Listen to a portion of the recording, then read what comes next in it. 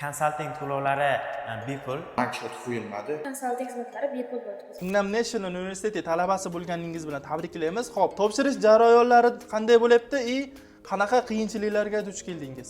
Chundan Milliy universitetiga muvaffaqiyatli suhbatdan o'tdim.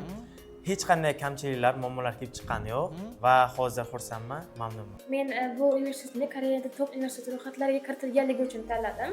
Ya'ni o'zimning sohamga ko'proq mos tushganligi uchun. Jarayonlar juda yaxshi bo'ldi. Hamma shart-sharoitlar bor edi. Sentanda suhbat oson bo'ldi. Yaxshi o'tgan edi. Hammani qiziqtiradigan savol bu summa hisoblanadi. Demak, consulting topshirish xizmatlarida siz qanaqa to'lovlar amalga oshirdingiz? Aytish joizki, consulting to'lovlari bepul, Jahongir ustozni o'zlari bepul menga qilib berdilar. Hech qanday kamchiliklar kelib chiqqani yo'q. Bankshot qo'yilmadi. Unaqa dokumentlarga ishimiz tushmadi. Hamma akademiya o'quvchilariga menga hujjat tayyorlashda yordam berganligi uchun ham katta rahmat aytib qolaman. Buning uchun Jahongir akademiyasiga katta rahmat.